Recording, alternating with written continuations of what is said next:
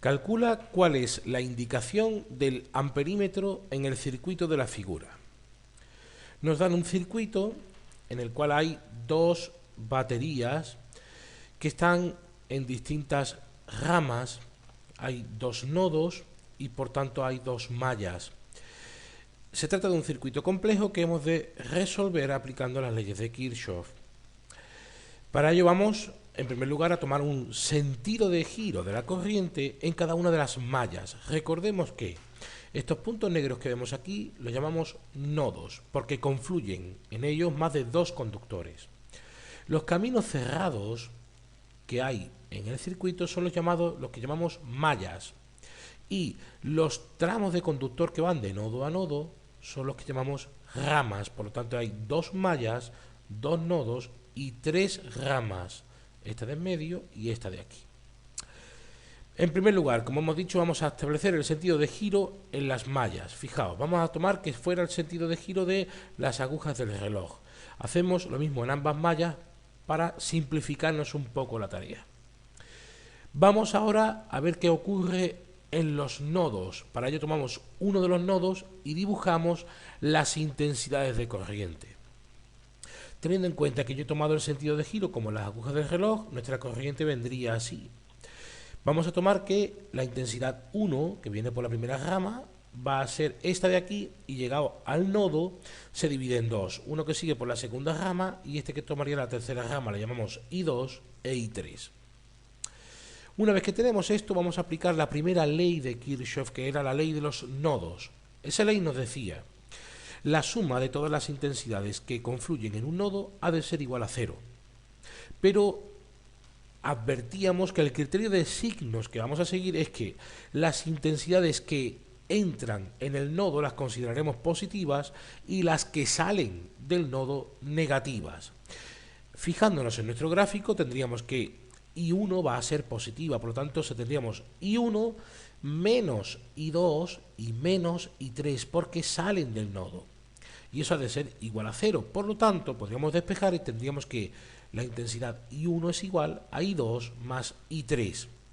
No es de extrañar, porque tendríamos una intensidad que llega al nodo y se divide en dos caminos, el camino que hemos llamado I2 e I3, y la suma de esos dos caminos ha de ser igual a la carga que llegó al nodo. Recordemos que la carga eléctrica se conserva. Una vez que tenemos esto claro, lo siguiente va a ser analizar qué ocurre en cada malla. En la primera de las mallas, esta que tenemos aquí a la izquierda, nuestra corriente va a ir desde el polo negativo de nuestra batería al borne positivo. Luego vamos a tomar este valor de FEM como un valor positivo, aplicando nuestro criterio de signos. Y además vamos a tener en esta malla tres caídas de tensión. Una que se debe a la resistencia interna de la batería, otra que se debe a esta resistencia y por último esta otra.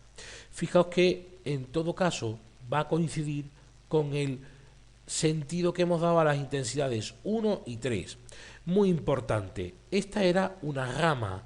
La intensidad que recorre a esta rama es I1, mientras que la que recorre a esta rama de aquí, que está entre los dos nodos, es I3. Vamos a ver cómo quedaría escrita la ecuación con respecto a la primera malla. Sería 6, porque es positivo hemos dicho, igual a caída de tensión que se debe a la resistencia interna 0,5 por I1, más 3 por I3, más 2 por I1 nuevamente. Siempre son signos más porque coincide con el sentido que hemos dado de giro, ¿verdad? El sentido de giro que hemos dado con el sentido que hemos pintado para las intensidades de corriente. Vamos a ver qué pasaría con la segunda de las mallas. Vamos a pasar con nuestra corriente del borne negativo al borne positivo de la pila, por lo tanto, esta FEM nuevamente va a ser positiva. También habrá tres caídas de tensión, una que será referente a la resistencia interna de la batería, otra a esta resistencia y por último esta otra.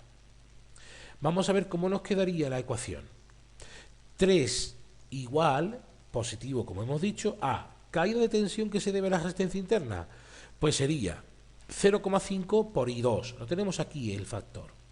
Caída de tensión que se debe a la resistencia que tenemos aquí pues sería 3 por I2, lo tenemos aquí el factor. Y ahora fijaos que al llegar aquí, nuestra corriente, según el sentido que habíamos marcado en la malla, iría en contra del sentido que habíamos dado a la corriente I3. Por lo tanto, es necesario colocar un signo menos. La caída de tensión debido a esta resistencia sería menos 3 por I3. Insisto, porque no coincidiría el sentido de giro en nuestra malla con el sentido que hayamos dado a I3. Una vez que tenemos esto, lo siguiente que tenemos que hacer es ordenar un poco nuestro sistema y sustituir el valor de I1 por la suma de I2 más I3. ¿Por qué? Pues porque en nuestro sistema tendríamos tres incógnitas, I1, I2 e I3. Tendríamos que usar las tres ecuaciones. Una vez que tenemos hecho esto que hemos dicho, es decir, quitamos I1 poniendo cuánto vale, ¿verdad? Y ordenamos el sistema, tendríamos lo siguiente: 6 es igual a 2,5 I2 más 5,5 I3, y la siguiente ecuación, 3 es igual a 3,5 I2 menos 3 I3. Lo que vamos a hacer es resolver el sistema por reducción. Nos sirva un poco como repaso. ¿Qué hacemos? Pues vamos a multiplicar las ecuaciones para eliminar, en nuestro caso va a ser I3, pues por cada uno de los coeficientes que tiene delante. Como el signo es contrario, basta con multiplicar por el coeficiente. Así que vamos a multiplicar arriba por 3 y abajo por 5,5. ¿Qué nos quedaría? Pues nos quedaría el siguiente sistema: 18 igual a 7,5 y 2 más 16,5 y 3, 16,5 igual a 19,25 y 2 menos 16,5 y 3. Tenemos ya lo que habíamos buscado, ¿verdad? Podríamos sumar esto y esto se podría simplificar y nos quedaría al sumar 34,5 es igual a 26,75 y 2.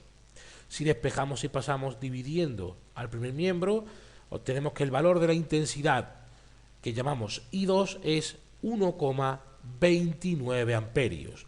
Y esta es justa la intensidad que va a atravesar nuestro amperímetro. Luego esa será la indicación que debe marcar el amperímetro que tenemos en el circuito.